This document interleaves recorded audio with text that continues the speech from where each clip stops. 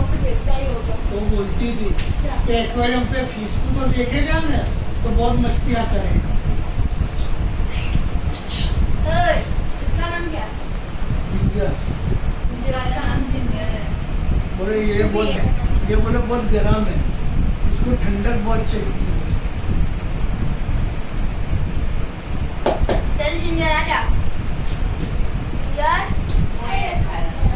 देखो तेरे रोज 50 रुपए का गोश्त लाके खिलाने का।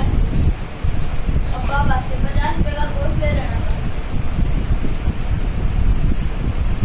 कितना कर सकते क्या है? मेरा कुछ मारियो ध्यान से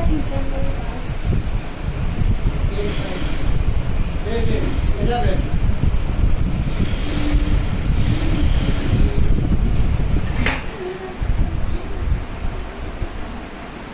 शायद अल्ताफ के सोसाइटी में ऐसी से हाँ।